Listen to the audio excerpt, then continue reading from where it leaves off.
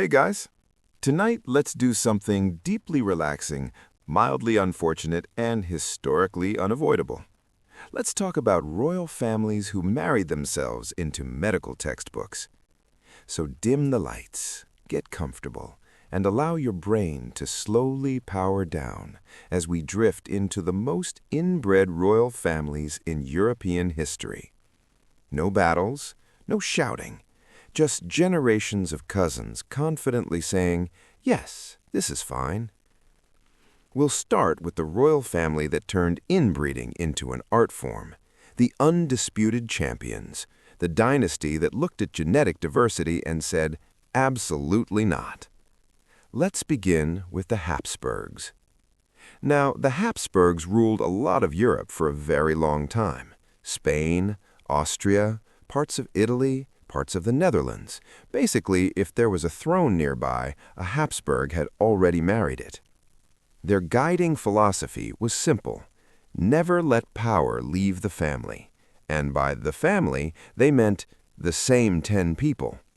Marriage after marriage, generation after generation, they kept choosing cousins. First cousins, second cousins, double cousins. Sometimes uncles married nieces, which is a choice.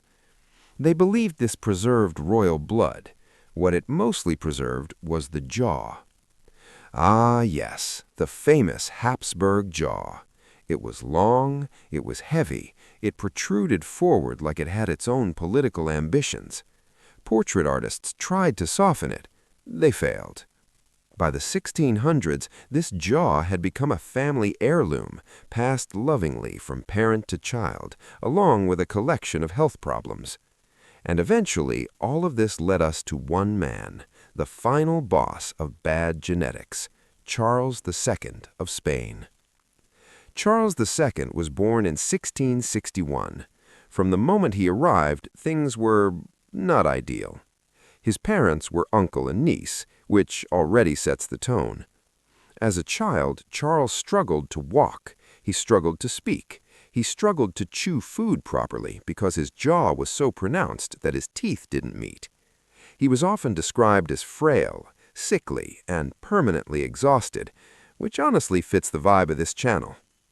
Doctors tried everything: bloodletting, herbs, prayers, probably vibes. Nothing worked. Charles didn't really rule Spain. Spain mostly just happened around him. Decisions were made by advisors, while Charles focused on surviving another day. He married twice. Both marriages were childless, which, given the circumstances, might have been the universe gently stepping in. When Charles II died in 1700, at the age of 38, the Spanish Habsburg line ended. Not with a dramatic battle, not with a revolution, but with a quiet, exhausted sigh. An autopsy later suggested that Charles had a laundry list of genetic issues. Modern historians politely describe him as severely disabled. Less polite historians describe him as the end result of a family tree that was more of a wreath. And with that, centuries of careful cousin marrying finally collapsed under its own weight. But don't get too comfortable yet, because Europe was full of other royal families watching this unfold and thinking, wow, that looks bad. Anyway, let's marry our cousin. Let's slowly float over to another royal house that absolutely did not learn this lesson. All right, settle back in, adjust the pillow. We're not done yet. Because after the Habsburgs finally, mercifully exited the stage, Europe briefly had a moment, a quiet pause, a chance to reflect, a chance to say, maybe we shouldn't do that again. And then the Spanish Bourbons showed up and said, okay, but hear us out. Now, technically, the Bourbons were a new dynasty in Spain, fresh blood, new name, different vibes. In theory. In practice, they married right back into the same limited royal gene pool, like it was a very exclusive, very cursed club.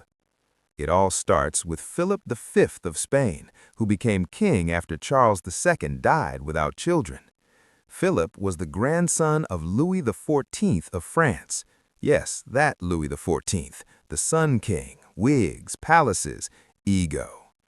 Philip arrived in Spain young, anxious, and already prone to emotional meltdowns, which, to be fair, ruling Spain after centuries of Habsburg decline is not a relaxing job. Philip V suffered from severe depression, and not the quiet, reflective kind. This was the kind where he stayed in bed for weeks, refused to see anyone, convinced himself he was dying, sometimes convinced himself he was already dead, which makes daily governance a bit awkward. His first wife, Maria Luisa of Savoy, basically ran the country while Philip tried to emotionally survive existence. She was competent, organized, and deeply tired. When she died young, Philip fell apart completely. Within months, he remarried, because therapy wasn't really a thing yet. His second wife, Elizabeth Farnese, was strong-willed, ambitious, and absolutely not here to play emotional support animal forever. She wanted power, she wanted influence, and she wanted her children on thrones. So she did what all good royal mothers did, she arranged marriages. And this is where things start getting familiar. Philip's children married into other Bourbon lines, French Bourbons, Italian Bourbons, cousins marrying cousins again and again with slight variations. Different country, same family reunion energy. One of Philip's sons, Ferdinand VI, inherited both the throne and the mental health issues. Ferdinand was gentle, quiet, introverted. He married a woman he genuinely loved, Barbara of Portugal, who was also his cousin, because of course she was. Their marriage actually was happy, which in royal history is rare enough to feel suspicious. When Barbara died, Ferdinand collapsed emotionally. He stopped eating, stopped sleeping, stopped functioning. He wandered the palace at night, crying, talking to himself, convinced he was cursed. Again, very understandable given the family history. Ferdinand died childless, which passed the throne to his half-brother. Enter Charles III. Now, Charles III is often remembered as one of Spain's better kings. He was practical, reform-minded, focused on infrastructure. He also married his cousin, because consistency matters. His children survived mostly, which by royal standards was a success. But the long-term genetic toll was still there. Weak immune systems, delayed development, high infant mortality. Royal babies died constantly, quietly, often without much explanation beyond God's will, which was doing a lot of heavy lifting. Then we reach Charles IV, and things get sleepy in a different way. Charles IV was not stupid, but he was profoundly uninterested in ruling. He preferred hunting and clocks and avoiding responsibility. His wife, Maria Luisa of Parma, took over most political duties, along with her favorite advisor, Manuel Godoy, who may or may not have been more than an advisor. Rumors spread, eyebrows were raised, portraits were painted. Charles didn't seem to notice or care. Their son, Ferdinand VII, inherited both the crown and a deeply dysfunctional emotional toolkit. Ferdinand was paranoid, suspicious, petty. He married 4 times, mostly to cousins or close relatives. The first 3 marriages produced no surviving children, which by now should not surprise anyone. By his 4th wife, Maria Cristina of the 2 Sicilies, yes, also family, he finally had daughters, which caused a succession crisis because Europe loved a good argument about whether women were allowed to inherit things. Spain descended into political chaos, wars followed, rebellions happened, all while the Bourbon bloodline quietly continued accumulating the same genetic vulnerabilities. And here's the thing. The Bourbons weren't as visibly inbred as the Habsburgs, no single exaggerated jaw to point at. Instead, their inbreeding showed up subtly. Mental illness, infertility, mood disorders, fragility, the kind of issues that don't photograph well, but absolutely affect governance. And this pattern wasn't limited to Spain, because the Bourbons were everywhere. France, Naples, Parma, each branch marrying into each other, reinforcing the same narrow genetic pool, which means they didn't just inherit thrones, they inherited problems. Now, before we drift too far into despair, let's gently remind ourselves, these people genuinely believed this was necessary. Royal blood was considered sacred, divine, different. Marrying outsiders was risky, foreign, potentially destabilizing. So they chose safety, familiarity, cousins, over and over and over. And while they didn't collapse as dramatically as the Spanish Habsburgs, the long-term effects were still there, just slower, quieter, more bureaucratic, which honestly is very on-brand for the Bourbons. But Europe wasn't done yet, because while Western royals were busy marrying cousins politely and pretending everything was fine, another royal family took inbreeding to a level that makes everyone else look restrained. A dynasty that didn't just marry cousins, they married siblings, and they did it on purpose. So let's take a slow, gentle step out of Europe for a moment and drift toward a royal family that said genetic diversity is optional. All right, settle back in again. We're going somewhere warm now. Very warm, very sandy. We're leaving Europe for a moment and drifting slowly toward ancient Egypt, where a Greek royal family decided that cousins were far too distant. If Europe treated the family tree like a circle, the Ptolemies looked at it and said, "Let's fold this in half." Now, the Ptolemaic dynasty began with Ptolemy I Soter, one of Alexander the Great's generals. When Alexander died, his empire shattered, and Ptolemy took Egypt. So right away, this is not an Egyptian family. They're Macedonian Greeks ruling Egypt from a distance. Foreign accents, foreign customs, foreign gods. Which made legitimacy a concern. To solve this, the Ptolemies borrowed a local tradition, pharaonic tradition, specifically royal sibling marriage, because ancient Egyptian gods married their siblings, and if you want to look divine, you copy the gods. At first, this was a political decision, a calculated move, a little weird but very intentional. Ptolemy II married his sister Arsinoe II. Historians politely note that this was controversial, which is doing a lot of work.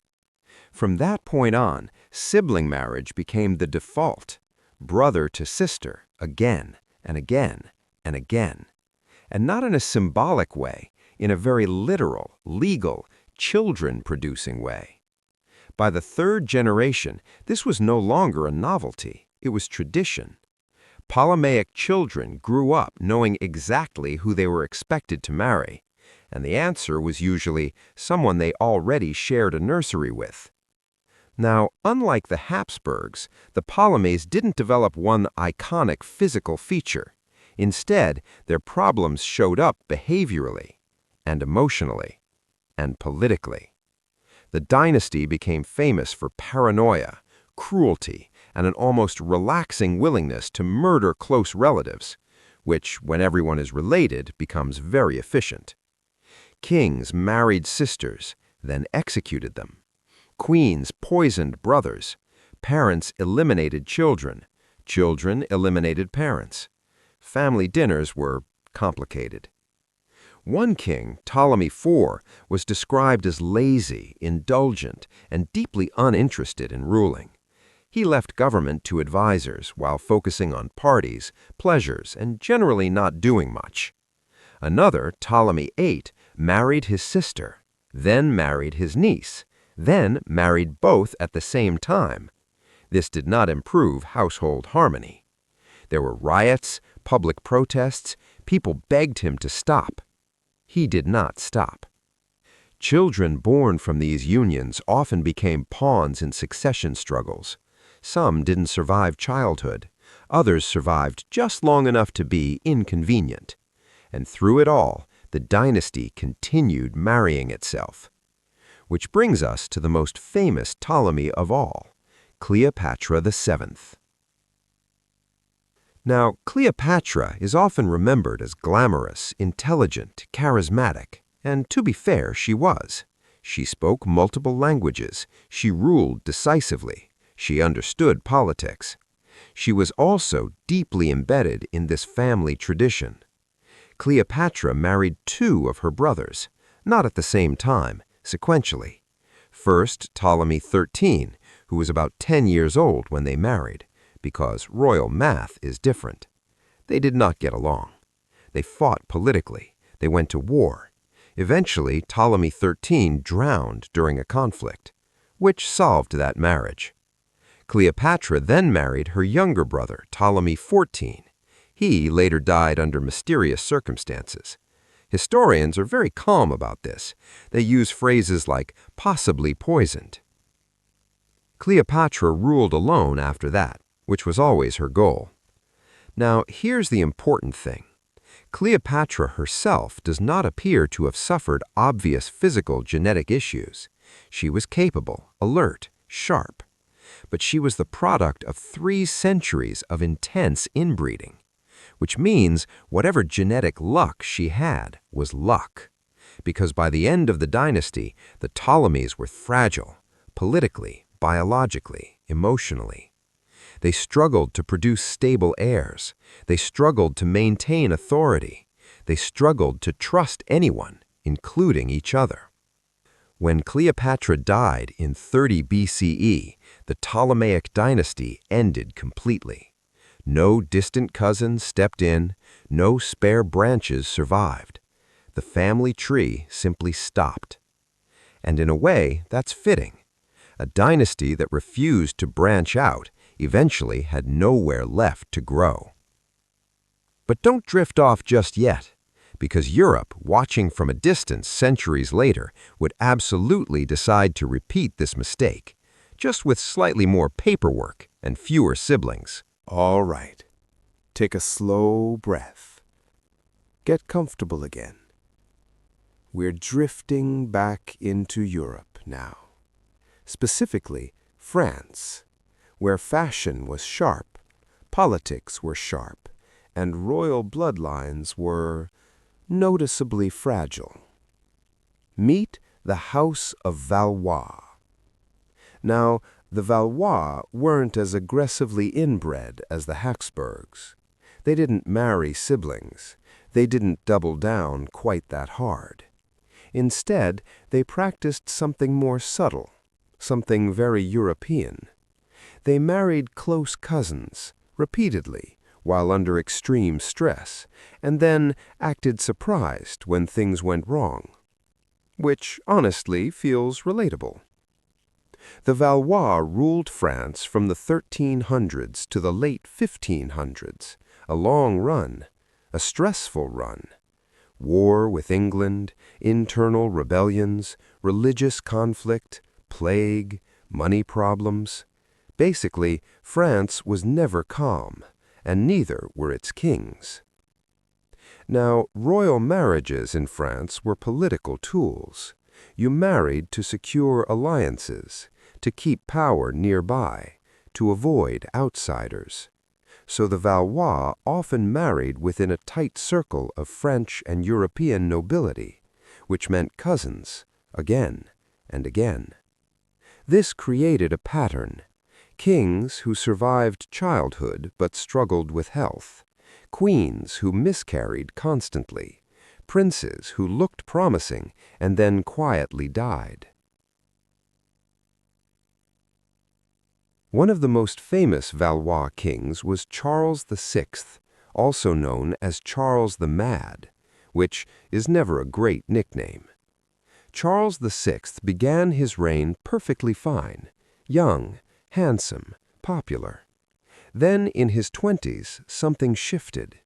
He suffered severe mental breakdowns, episodes where he didn't recognize his wife, moments where he believed he was made of glass. Yes, glass. He was terrified of shattering. He refused to be touched. He wore reinforced clothing, which made ruling France during wartime complicated. Doctors blamed everything, astrology, humors, too much sex, too little sex. No one mentioned genetics, but we're mentioning it now. Charles VI's condition didn't come out of nowhere. Mental illness appeared repeatedly in the Valois line, often worsened by stress, inbreeding, and the general horror of medieval politics. Fast forward a few generations, and we arrive at the last Valois kings. This is where things get quietly tragic.